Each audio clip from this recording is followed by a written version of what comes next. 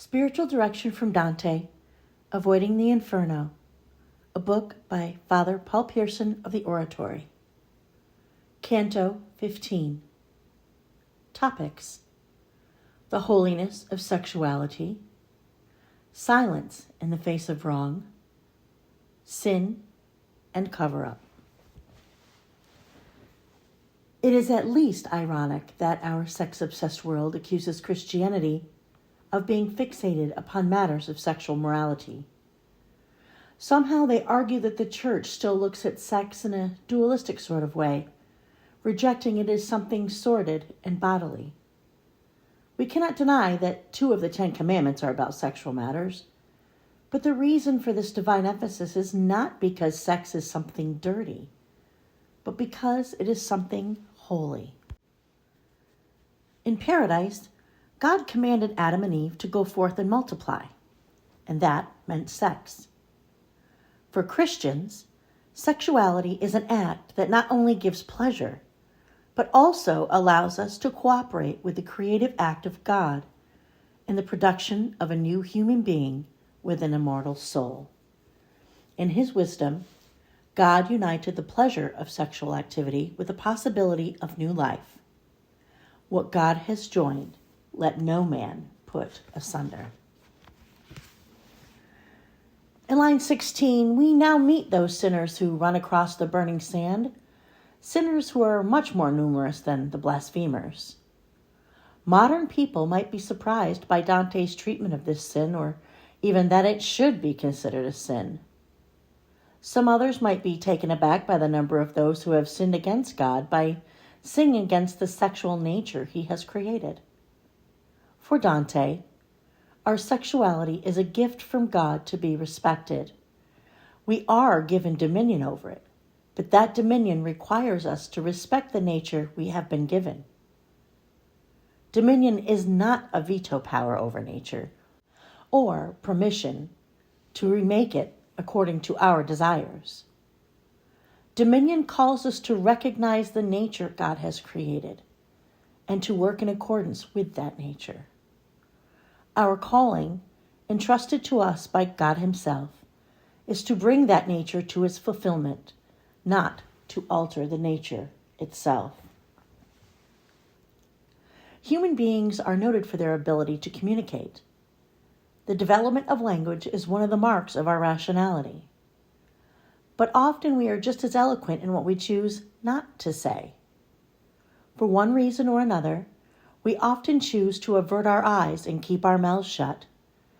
But, as St. Thomas More famously said in his trial, qui tacit consentit. Who remains silent consents. In line 18, Dante is met by the stares of the next group of sinners in this ring. He goes, rather uncomfortably, from being the observer to being the observed. Next, he is grabbed by his tunic's hem. And knowing the sin that is punished here, these images set an odd tone, one which is vaguely disturbing without any concrete evidence pointing to something obviously inappropriate.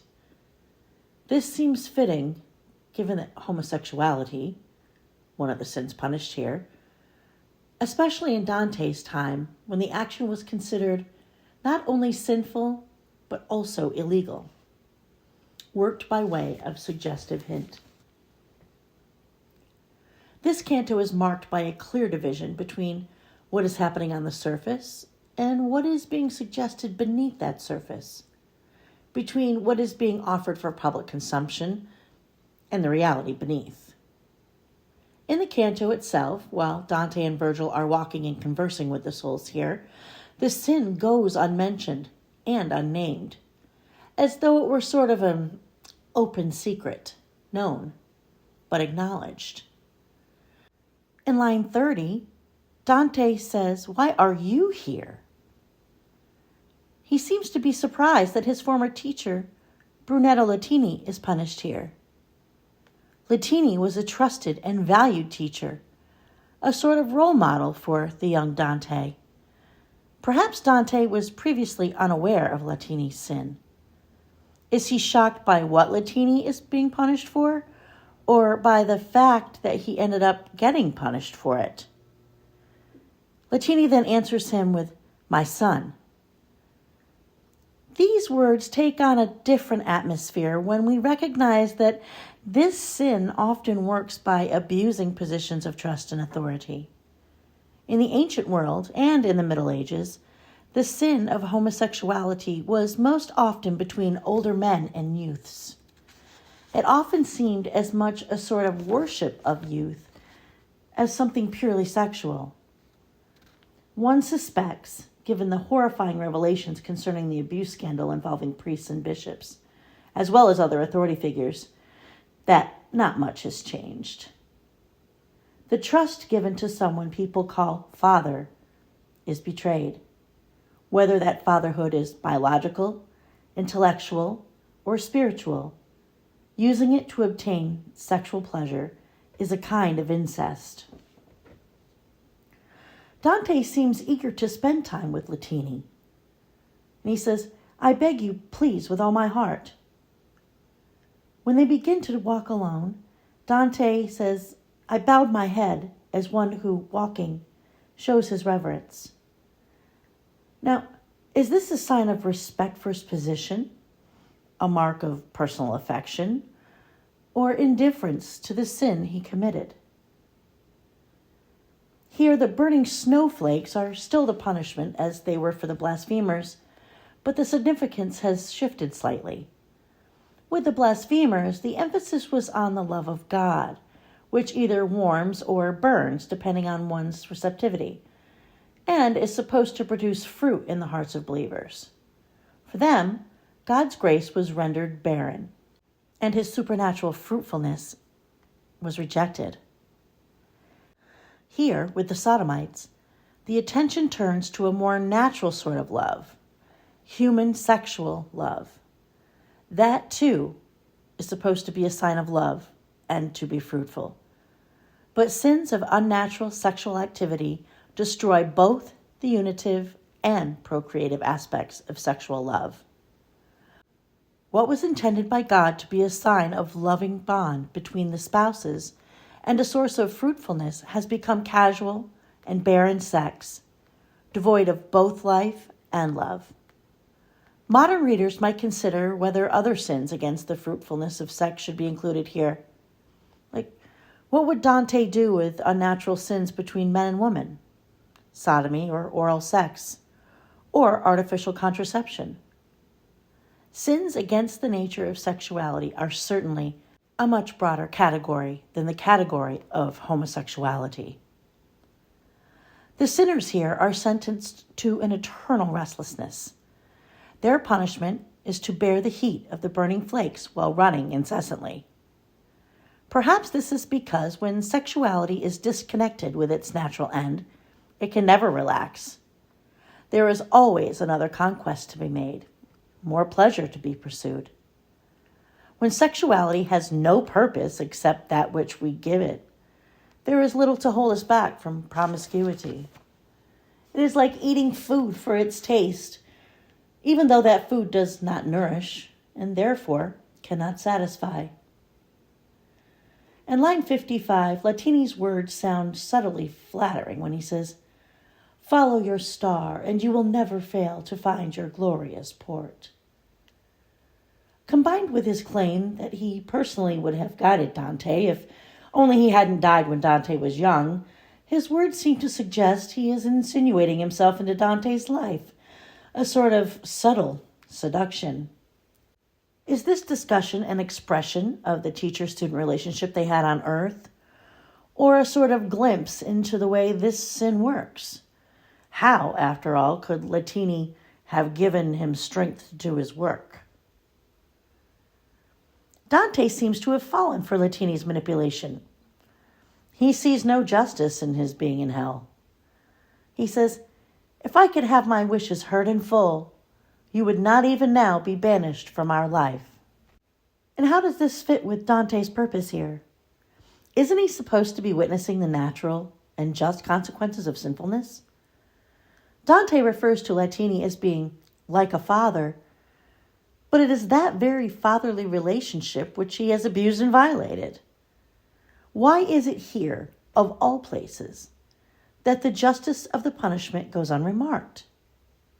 One might even expect Virgil to intervene in saying, remember while we're here, not to socialize with the sinners punished here, but to understand the justice of God's ways and to turn ourselves away from the sin. In line 86, Dante recognizes that much that Ser Brunetto has done was beneficial to those around him. He remains grateful and promises to fulfill that debt of gratitude by his words. Is this another manifestation of the difference between the outward life and the inward sin? In line 95, Dante seems now to be more detached from the ups and downs of life, ready for whatever fortune throws his way. Virgil seems pleased by Dante's progress and compliments him for his comments. Some sins seem to produce a sort of united front against disclosure to the world, a sort of code of silence. Organized crime would be impossible without this commitment to silence. No matter what, you do not spill the beans. Sexual abuse by persons in positions of authority is, unfortunately, another example of closed ranks of silence. Is it scandalous to speak about such things, or more scandalous to keep quiet? When Dante asks Ser Brunetto about the worthiest and the most famous of his company, Latini's flow of words dry up here. He says, "To know of some is well, but it merits praise to pass the rest in silence." Why does silence merit praise? The culture of secrecy and silence continues among these souls, even in hell. Cover-up is still their modus operandi. Language isn't used truly to communicate, but in order to draw others in. All we are told is that the sinners, the character of their sin is still technically undisclosed here, but they are from the highest ranks of teachers and clerics, the most scandalous of whom are revealed, perhaps because their sin was already clearly public knowledge. In line 112, here we are presented with a sinning bishop, transferred from one see to another, even though his sin was known by those in authority. And how sadly similar to scandals in our own day. In line 118, perhaps Brunetto isn't permitted to mix freely because he says, people approach with whom I must not be, but he must stay with his own group. There's almost a note of danger and menace here. The reference also in line 121 of stripping for athletic contest also subtly calls back to mind the nature of this sin. Canto 16. Topics: a culture of secrecy and public honor and private shame.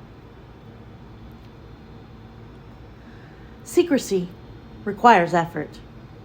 Keeping something secret requires organization, cooperation, and planning. As a result, secret sins naturally tend to spill over into systematic fraud. They put us on the edge of something far more dangerous and corrupt. In line 1, from here, while still walking among the sodomites, Dante and Virgil can already hear the sound of waterfall crashing into the pit of fraud. That auditory cue is Dante's way of implanting the idea of fraud while we are looking at these next sins. The echo of fraud is in the background because these sinners use their powers of reason and persuasion to achieve their goals, and that is the beginning of fraud. In line 10, a soul calls out to Dante that he should stop and speak with him. His horrible wounds and scars from past burns are shocking. Are these suggestive of the terrible sores of venereal diseases? Dante and people of his time would have been familiar with the physical effects of sexual promiscuity by witnessing the horrible symptoms of untreated sexually transmitted diseases. In line 14, Virgil seems to be encouraging Dante to respect the souls he finds here and says, One should be courteous to men like these. Dante should be the one humbling himself by approaching them rather than making them approach him. These men were politicians and warriors, people who have given great service to their countries, even more than the scholars and clerics we've already met. Virgil reminds Dante to recognize their contribution to society as something real, regardless of their sins. Their actions are still worthy of our gratitude. And again, we see the distinction in this circle between the outward life of valor that makes them worthy of enduring respect and the inward or hidden life of sin that merited their place in this circle. Perhaps their contributions actually make their present state even sadder, for how the great have fallen. In line 22, the imagery of oiled, naked athletes locked together like wrestlers hints at both the physical prowess of these men of action, but also their sin. And what should we make of the description of them? This is warily searching where and when to seize their chance. If the punishment here, as elsewhere, is a sort of embodiment of the sin itself, we get some suggestion of this deceptiveness of the sin, so close to the edge of fraud. Here we get an acknowledgement that this sin is particularly subject to scorn. The souls assume that Dante feels that scorn and ask him, because of their earthly reputations, to speak to them and tell them his name. In line 44, Rusticucci seems to blame his shrewish wife. He is a married man who somehow violated the sanctity of the married state. We know nothing about his wife, but it is tempting to think that she took some sort of cruel revenge upon him when his sins were discovered. Women married to sexually promiscuous men ran the grave risk of contracting terrible diseases merely by having sexual relations with their infected husbands. She had multiple reasons for being upset. In North America, we expect our public figures to be not only capable of governing, but also outstanding in their personal and moral lives. We expect them to be not only leaders, but also role models. When we discover personal hypocrisies in which they do not live in accordance with their stated principles, or moral failures in which they fail to live up to the standard we expect from great people, we judge them to be less fit for public service. The juxtaposition of the public honor and the private shame is particularly painful. Seeing both their talent and their failure is a cause of sadness. Sadness for greatness wasted, for honor tarnished. In line 46, Dante professes his willingness to cast himself among them. Now, we've seen before that when Dante experiences pity for the souls he meets, or feels what he erroneously perceives to be the injustice of what they suffer, he himself is often in need of purging from that particular sin. Is his willingness to walk among these men on the burning sand another example of a subtle confession of his own sins? Or merely a sign of a human respect for the service they provided to society in the world? Many were patriots who fought on what Dante would have thought was the right side of his civil war. The goodwill that made me crave to clasp within my arms the three down there is certainly a vivid image. His assurance to these souls is what he feels is sorrow, not loathing. Might seem to be another example of Dante sympathizing with these souls in a way similar to what he felt for Paolo and Francesca in the circle of the lustful. But perhaps this case is different. If Dante were not understanding the justice of the punishment, if he were falling again into a sort of misplaced sympathy for those in hell, would not Virgil, his trustworthy guide, have intervened?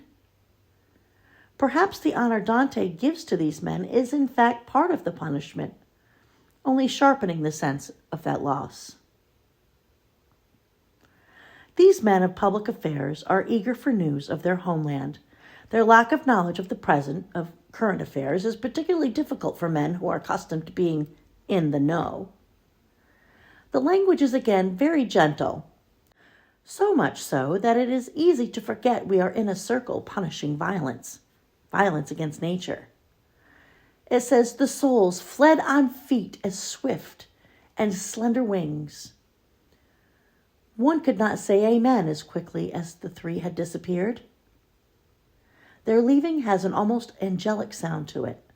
Appearances and reality are again at odds with each other.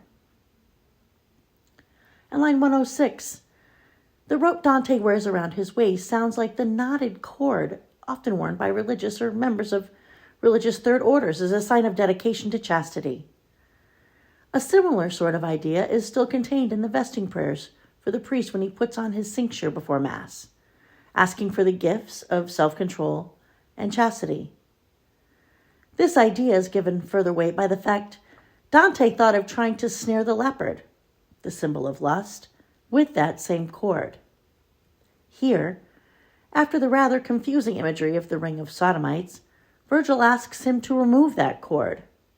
Without any explanation, he throws it off the cliff. The cord, like the light signals at the gates of the city of Dis, seems to be a way of summoning their transport to the next level. Perhaps the cord, also signifying something like obedience, is the only way to be able to keep one's bearings in the territory of fraud. Even Dante recognizes that Virgil's action in throwing the cord was strange because he says, some strange new things must correspond to the strange gesture my good teacher makes. The imagery here by which Dante intends to prepare us for what is to come is of being able to see beneath the confusing or deceptive surface and understand the truth hidden below. If Virgil can truly see in this way, he is an appropriate guide through the treacherous rings of the fraudulent. In line 124, Dante anticipates the next subject with his imagery, with the line that says, faces that appear a lie. In the area in which sins of fraud are punished, nothing quite is what it appears to be. Fraud puts forward a false face or facade, behind which lurks an ugly and dangerous reality. The figure Dante sees swimming up from the abyss is the personification of that disparity between the face presented to the public and the reality behind it.